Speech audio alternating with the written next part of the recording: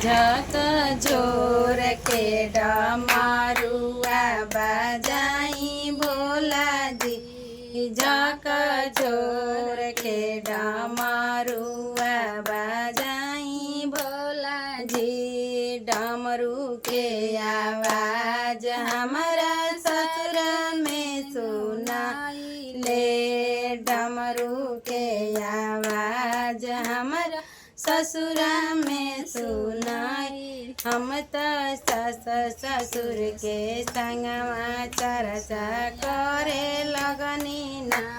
झक झोर के डमरुआ बजाई भोला जी। झक झोर के डमरुआ बजाई भोला। डमरू के आवाज हमारा किचन में सुनाई ले। डमरू के आवाज हमारा किचन में सुन। हम तो खाना बनावत चर्चाओं में करे लगनी ना।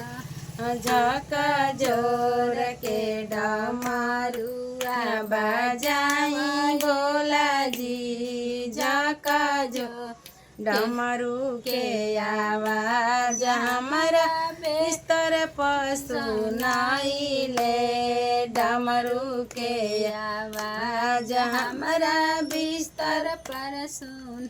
हम तो बिस्तर पर चर्चा हम करे लगनी ना।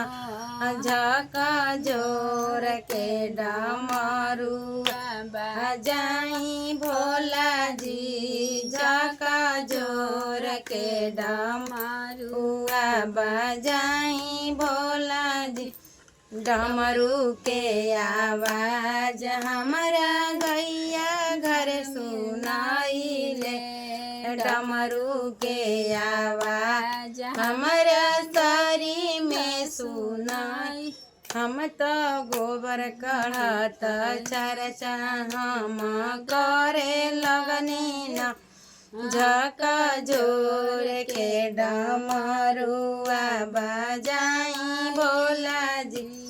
झक झोर के डमरुआ बजाई भोला। डमरू के आवाज हमारा डमरू के आवाज हमारा चर्चा में सुनाई ले। डमरू के आवाज हम चर्चा में सुना। हम तो शिष्या दीदी के संगवा चर्चा करे लगनी ना। झक झोर के डमरुआ बजाई भोला जी। झक झोर के